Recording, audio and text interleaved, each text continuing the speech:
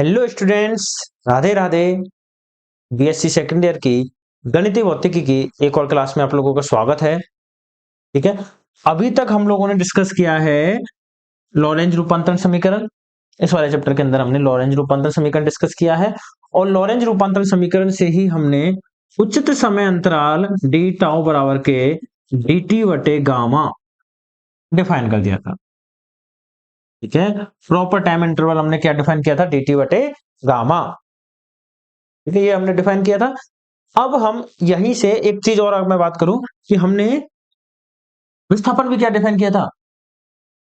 विस्थापन x क्या निकल रहा था हमारे पास? s sigma i equal to 1 से लेके 4 x i, यही था हमारे पास। x1 x2 x3 x4, या फिर एस स्क्वायर की बात करोगे तो एक्स स्क्वायर आ रहा था। ठीक है, ये था हमारे पास विस्थापन। तो अब मैं बात करूं यहां से आपसे कि क्या हो, चतुर्विम वेग क्या होगा। ठीक है, क्या बात करेंगे हम?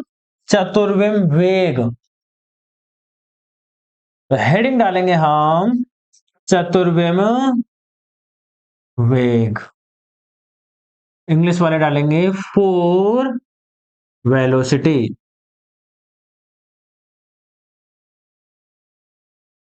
ठीक है, और इसमें लिखेंगे, हाँ पहले बताओ वेलोसिटी क्या होती है। क्या होती है हमारे पास वेलोसिटी? विस्थापन में समय के सापेक्ष परिवर्तन, change in displacement per unit time. ठीक है, तो वही बात यहां पे हम लिखेंगे। फोर वेलोसिटी है, चतुर्विम वेग है, तो ये क्या होगा? चतुर्विम विस्थापन में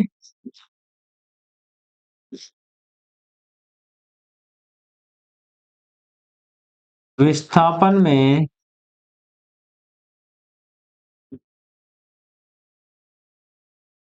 उचित समय अंतराल के सापेक्ष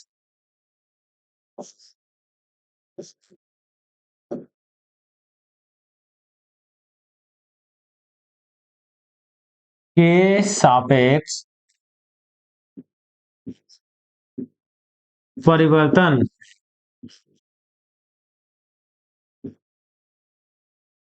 चतुर्विम वेग कहलाता है।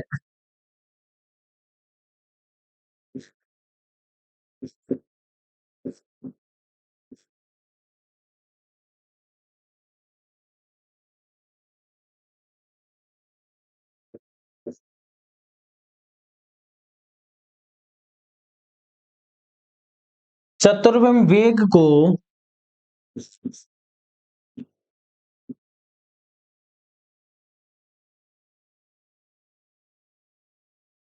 किससे रिप्रेजेंट करते हैं? वेलोसिटी किससे करते हैं? यू से या फिर वी से? तो यहां पर लिखूंगा मैं चतुर्विम वेग को यू म्यू से, ये म्यू है, ठीक है, व्यक्त करते हैं।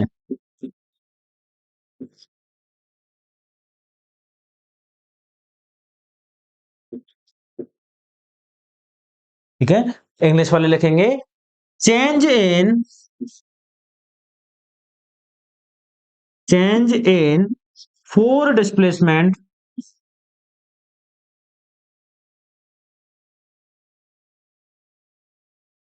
Displacement with respect to with respect to proper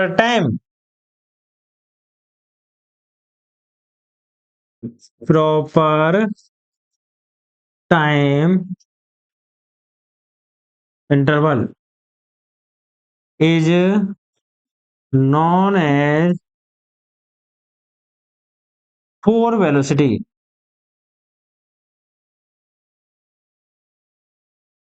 ठीक है, change in four displacement with respect to proper time interval is known as four velocity। It is represented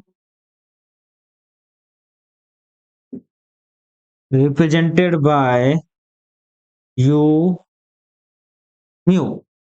ठीक है, लिख लो फटाफट से इसे, हिंदी वाले यहां पे लिख देंगे अर्थात क्या होगा हमारे पास, ठीक है।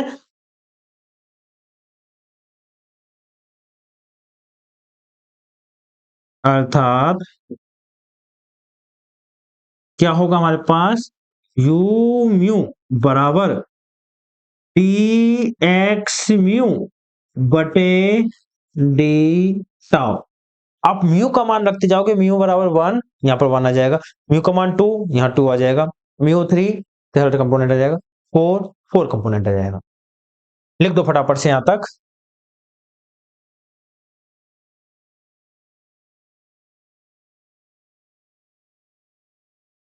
ठीक है, पॉज करो, लिख दो।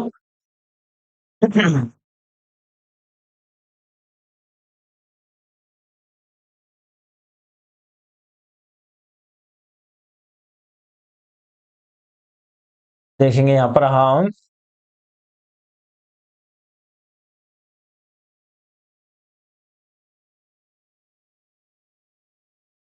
डी टाउ क्या होता है, उचित समय अंतराल। उचित समय अंतराल की परिभाषा से,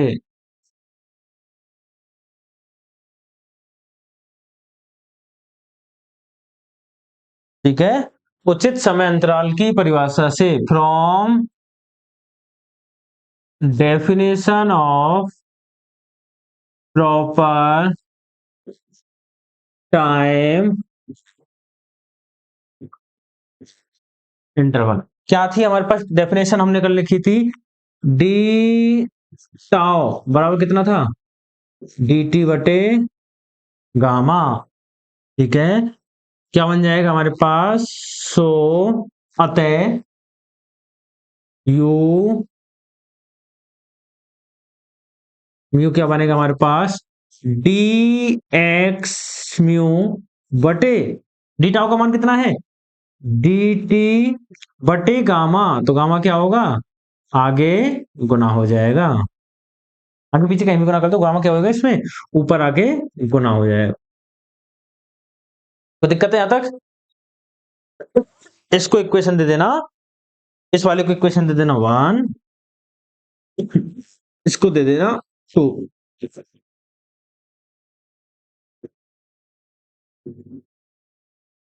लिख दो फटाफट। सॉरी, हाँ लिख दिया, पॉज करके लिख लिया करो, ठीक है। तो ये हम लोग अभी दिमाग में बैठा के रख लेंगे कि यू म्यू हमने क्या डिफाइन किया है, गामा डी एक्स म्यू बटे डी टी। ठीक है, यू म्यू हमने क्या डिफाइन किया, गामा डी एक्स म्यू बटे डी टी। हालांकि मैंने दिमाग में बैठा लिया है, पर मैं जब बोलूंगा तो तुम्हें याद होना चाहिए कि मैं उसकी बात कर रहा हूं। ठीक है,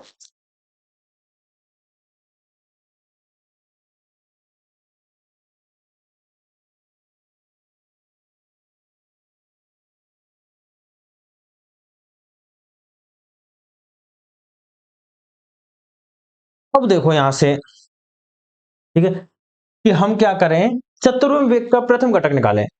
उसी कड़ी में देखो, उसी हेडिंग है, उसी के अंदर हम फर्स्ट हेडिंग डाल रहे हैं, ये पार्ट डाल देना इसका, चतुर्विम वेग का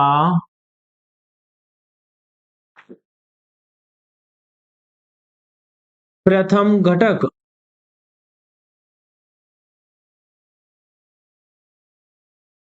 ठीक है, क्या डालेंगे हम, फर्स्ट कंपोनेंट ऑफ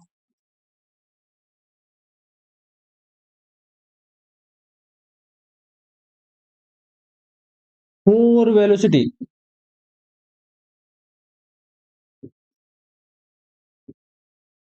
ठीक है, क्या होगा, देखो,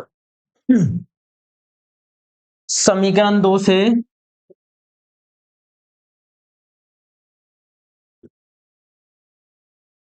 फ्रॉम इक्वेशन 2, क्या कहते हैं समीकरण 2, यू म्यू बराबर के गामा डी एक्स म्यू बटे, ये रही, ठीक है, समीकरण 2 ही थी हमारे पास ये। ठीक है, म्यू बराबर कितना है 1। प्रथम घटक निकालने तो म्यू बराबर कितना रखोगे 1।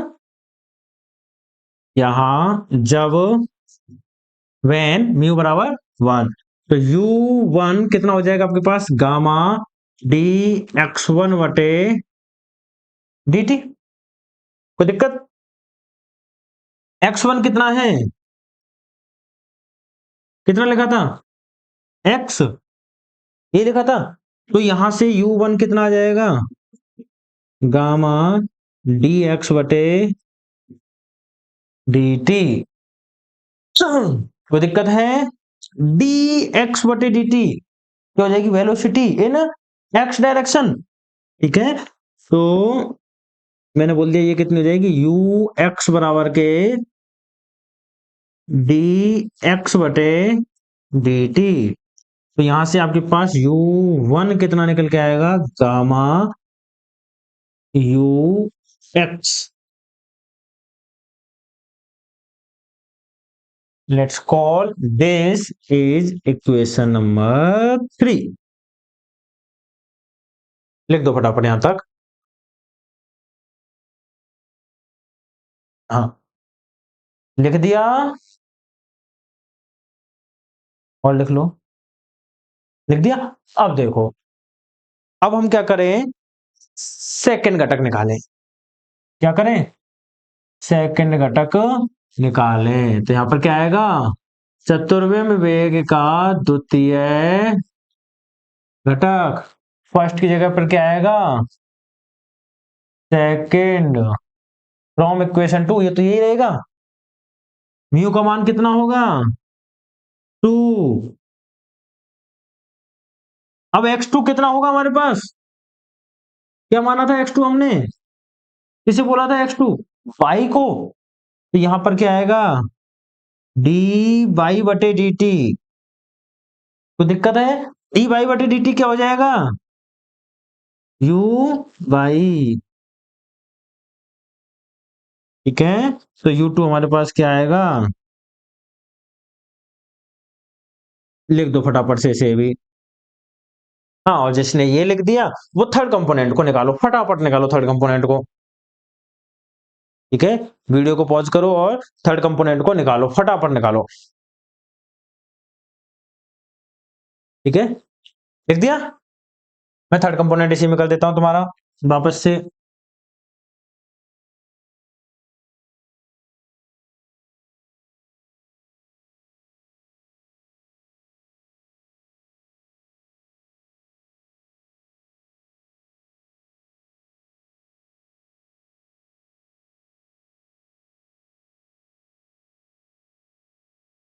ठीक है, देखो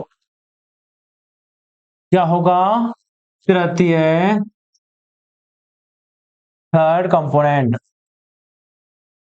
जब यू म्यू बराबर कितना हो 3 हो, x3। x3 किसको बोला हमने z को। यहां पर क्या आएगा आपके पास u3 बराबर के D Z upon d T, u3 बराबर के D Z upon d T. u3 जगह पर क्या लिखूंगा मैं इसको u जेड। यही आया होगा आप लोगों के पास। ठीक है, और इक्वेशन 3 4 और 1, इक्वेशन नंबर आपकी बार आ जाएगी 5। उम्मीद करता हूं ये सब कहा गया होगा, कुछ नहीं किया हमने अभी तक। ठीक है, लिख दो फटाफट से इसे, कुछ रहा तो नहीं है, कुछ गड़बड़ तो निकल दी हमने इसमें, नहीं किया। लिख दो इक्वेशन नंबर 5 तक। अब देखो PHIRT सही इक्वेशन, सॉरी स्पेलिंग, फोर्थ घटक, चतुर्थ घटक है ना। चतुर्थ घटक में थोड़ा सा चेंज होगा, ज्यादा तो इसमें भी नहीं होगा।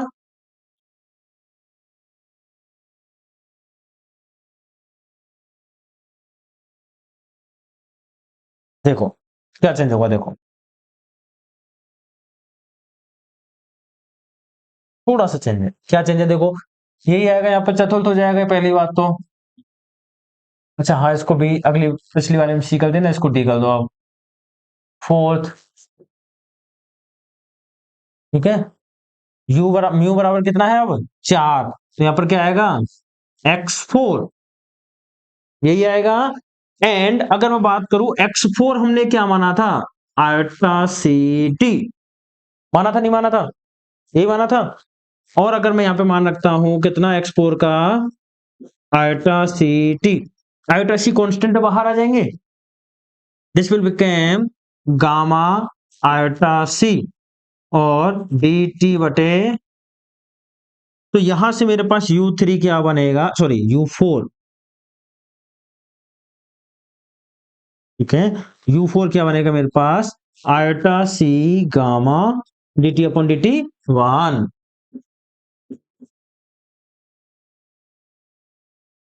ठीक है। इक्वेशन नंबर कितनी होगी मेरे पास 6,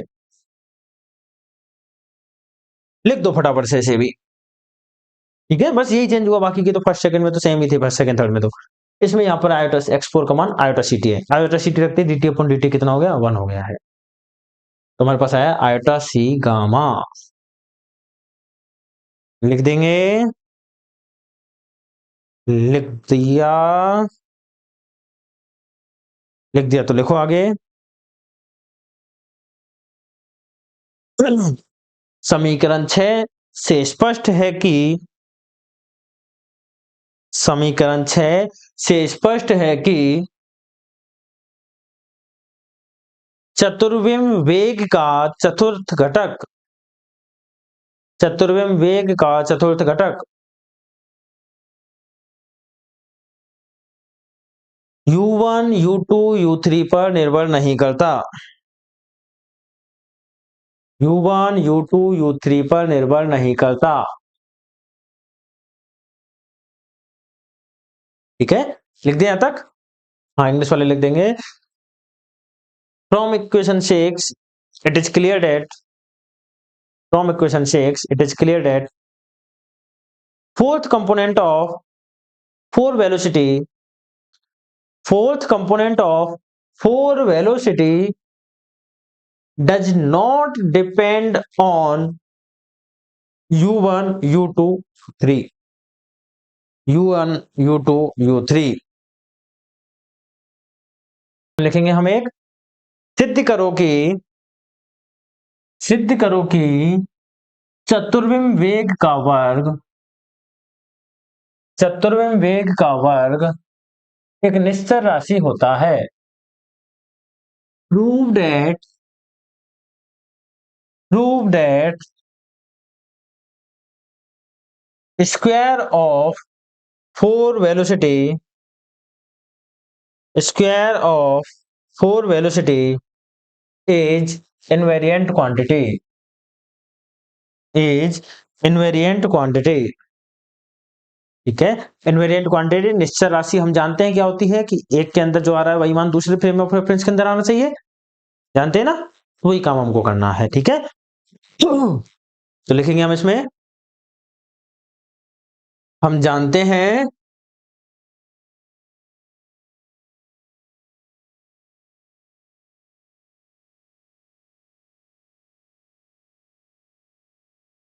म्यू इक्वल टू 1 से लेके 4 सिग्मा, म्यू इक्वल टू 1 से लेके 4 यू म्यू का स्क्वायर क्या बनेगा आपके पास, बताओ, सोचो जरा, U1 का स्क्वायर प्लस U2 का स्क्वायर प्लस U3 का स्क्वायर प्लस U4 का स्क्वायर, यही बनेगा,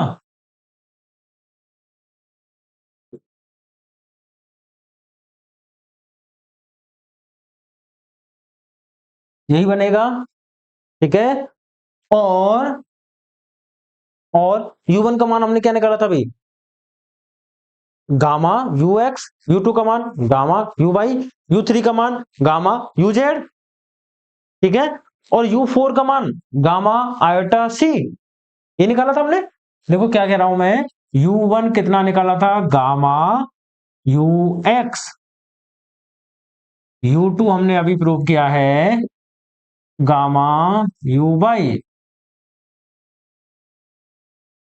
U3 हमने निकाला है गामा UZ, और U4 हमने निकाला था आयोटा सी गामा, ये निकाले थे हमने चारों। इसको दे दे रहे समीकरण नंबर 1, ठीक है, समीकरण एक में मान रखने पर put value in equation one, क्या बन जाएगा हमारे पास ये सिग्मा म्यू इक्वल टू 1 से लेके 4, ये बनेगा यू म्यू का square will become gamma square U X square, gamma square U Y square, gamma square U Z square. यहाँ तक कोई दिक्कत नहीं है। और जब मैं इसका मान रखूंगा यहाँ पर u4 का स्क्वायर, तो ये क्या बनेगा प्लस का आयोटा सी गामा का, देखो गामा स्क्वायर यहाँ भी है, यहाँ भी है, यहाँ भी है, यहाँ भी है, कॉमन ले सकता हूँ चारों से, क्या बनेगा इक्वल टू 1 से लेके 4 यू म्यू का स्क्वायर, गामा स्क्वायर यहां से कॉमन ले लिया हमने, you X square plus you Z square minus iota का स्क्वायर -1, और ये बचा हमारे पास सी स्क्वायर। कोई दिक्कत है? आयोटा का स्क्वायर कितना होता है -1, ठीक है। तो हमारे पास ये क्या बन जाएगा U X square U Y square U Z square equal to C square. अगर हम मैं बात करूं यू वेक्टर कितना है U X I cap plus U Y J cap U Z K cap, तो यू स्क्वायर क्या बनता है हमारे पास बताओ, यू एक्स का स्क्वायर प्लस यही बनता है U X square U Y square U Z square. तो मैं क्या कर सकता हूँ यू स्क्वायर लिख सकता हूं, ठीक है। सो म्यू इक्वल टू 1 से लेके 4 यू म्यू का स्क्वायर क्या बनेगा gamma square U square minus C square, यही बनेगा, ठीक है। और अगर मैं यहां से सी स्क्वायर कॉमन ले लूं, माइनस का सी स्क्वायर कॉमन ले लूं ऊपर से, क्या बाहर आएगा, उम्मीद करता हूं इक्वेशन नंबर 1 को लिख चुके होंगे। लिख दो एक बार फटाफट यहां तक लिख दो, दिख रहा है आप लोगों को ये, हाँ सारी चीज दिख रही है, ठीक है। यहां से मैंने क्या किया है इक्वेशन नंबर, सॉरी देखो क्या किया मैंने यहां से सी स्क्वायर को कॉमन ले लिया, कैसा जो भी माइनस का सी स्क्वायर, क्या बनेगा देखो माइनस का सी स्क्वायर कॉमन लोगे तो ये प्लस का हो जाएगा 1 माइनस यू स्क्वायर बटे सी स्क्वायर, गामा क्या था हमारे पास 1 upon under root of 1 minus V square, V कितना है यहाँ पर वेलोसिटी कितनी है यू के बराबर, यू स्क्वायर बटे सी स्क्वायर। तो इसकी जगह पे मैं कितना लिखूंगा मैं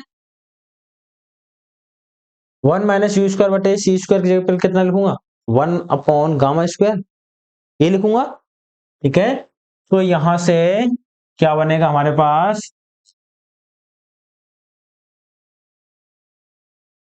देखो क्या बन जाएगा ये माइनस का सी स्क्वायर गामा स्क्वायर, इसकी जगह पे मैं लिखूंगा मैं 1 बटे गामा स्क्वायर, तो गामा स्क्वायर से ये गामा स्क्वायर कैंसिल, और ये मेरे पास आंसर आएगा माइनस का सी स्क्वायर, ठीक है। कितना आ जाएगा माइनस का सी स्क्वायर। इक्वेशन नंबर मैंने दे दिया इसको 2, कहां आया है ये एस निर्देश तंत्र में, ठीक है। इसी प्रकार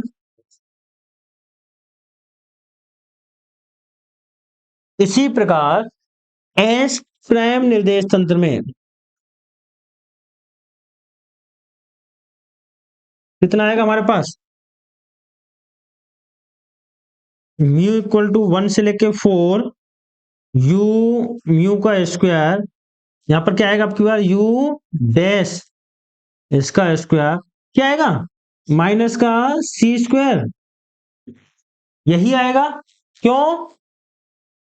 क्यों? क्योंकि लॉरेंज रूपांतरण समीकरण हमने बात की थी, किसके लिए मान्य है? सिर्फ उन्हीं निर्देश तंत्रों के लिए मान्य है जिसमें प्रकाश का वेग एक नियत राशि होता है, जहां पर आपेक्षिकता का विशिष्ट सिद्धांत अप्लाई होता है। आपेक्षिकता का विशिष्ट सिद्धांत का दूसरा स्टेटमेंट क्या कहता है? ठीक है, कि सभी निर्देश तंत्रों में क्या होगी, सभी सापेक्षिक निर्देश तंत्रों में प्रकाश का वेग एक नियत राशि होता है। तो यहां से क्या कह रहा हूं मैं, प्रकाश का वेग क्या होगा, सी स्क्वायर क्या होगा, नियत राशि होगा। हाँ, मैथमेटिकली प्रूव कर सकते हो आप, सिमिलरली वही लोगे, चेक कर दोगे, फटाफट कर दोगे, कोई दिक्कत नहीं है। पर कैसे हो गया सीधा, अगर आपसे कोई पूछ ले तो? क्योंकि प्रकाश का वेग नियत राशि होता है, इसलिए आपके पास ये एस में आ गया, ये एस में आ गया। ठीक है, लिख दो फटाफट यहां तक।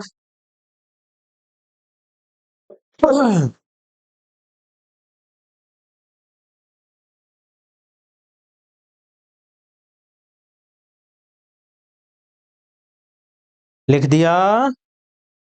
तो आगे लिखेंगे समीकरण 2 व 3 से।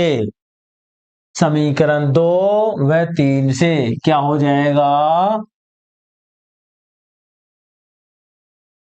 समेशन म्यू इक्वल टू 1 से लेके 4 यू डैश म्यू का होल स्क्वायर। Equation number 4। ठीक है, 2 3 4, ठीक।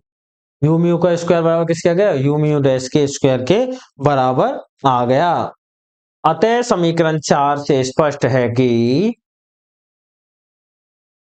अतः समीकरण 4 से स्पष्ट है कि चतुर्विम वेग का वर्ग एक निश्चल राशि होता है। चतुर्विम वेग का वर्ग एक निश्चल राशि होता है। So it is clear from equation 4, it is clear from equation 4, square of 4 velocity, square of 4 velocity is invariant quantity, is invariant quantity। ठीक है, यहां तक हो गया। तो आज हमने चतुर्विम वेग को परिभाषित किया और उसके ऊपर एक क्वेश्चन किया हमने। कल हम चतुर्विम संवेग को परिभाषित करेंगे। ठीक है, फिर उसके ऊपर एक क्वेश्चन करेंगे, फिर हम फोर्स की बातें करेंगे। तो ऐसे ही हम आगे बढ़ते जाएंगे एक एक टॉपिक को, उसके ऊपर क्वेश्चन भी करते जाएंगे। ठीक है, तो अगर आपसे सिंपल यही क्वेश्चन पूछ लेता है तो कर दोगे, एकदम इजी क्वेश्चन है, आपको बस मान पता होने चाहिए। ठीक है, अगर मान पता नहीं है तो नहीं होगा ये। आप सोचो कि वहां निकालने बैठ जाओगे तो वहां निकालने में टाइम लगेगा। मैथमेटिकल फिजिक्स से काफी लेंथी पेपर आता है। ठीक है, हम यूनिट नंबर 4 जब पढ़ेंगे Lagrangian equation of motion, sorry Lagrangian differential equation, और हमारे पास आती है अपने पास बेसल, हर्माइट, लेजेंड, सॉरी मैं लाग्रांजियन क्लासिकल पहुंच गया, नहीं, Legendre differential equation, Bessel differential equation, Hermite differential equation और Laguerre differential equation, 4 differential equation हम सॉल्व करेंगे। ठीक है, अगर उनमें से किसी का भी सॉल्यूशन पूछ लिया तो आप में से कोई भी उसे अटेम्प्ट करके नहीं आएगा, इतना बड़ा है वो। ठीक है, कोई भी अटेम्प्ट करके नहीं आएगा, मुझे पता है। ठीक है, हालांकि अगर 2 3 बार प्रैक्टिस कर ली तो आपको बहुत आसान लगेगा सारे। आप तो सोचोगे कि 5 नंबर का 10 नंबर का ये क्वेश्चन पूछ ले, पर कौन प्रैक्टिस करे आजकल, कोई नहीं करे। ठीक है, वीडियो भी आप में से सिर्फ 4 5 ही बच्चे हैं जो देखते हैं, वरना बाकी के तो क्लिक करते हैं और गायब। क्लिक किया, कोई ने वीडियो लाइक की तो कर दी, नहीं तो गायब। यहाँ तक पहुंचने वाले शायद ही 2 या 3 बच्चे होते हैं, देख रखा है मैंने, है ना। उनके नाम भी पता मुझे कौन कौन से। ठीक है, हाँ टेंशन मतलब कोई फर्क नहीं पड़ता उससे, अपने पास आपको समझ में आना चाहिए जो पढ़ रहे हैं उनके लिए। ठीक है, अपन कंप्लीट पढ़ेंगे यहाँ पर मैथमेटिकल फिजिक्स जो भी अपन पढ़ रहे हैं जो। ठीक है, चलो यहाँ आज के लिए इतना ही काफी है। कल हम 4 मोमेंटम पढ़ेंगे। पढ़ते रहो, समस्या है तो पूछते रहो। राधे राधे।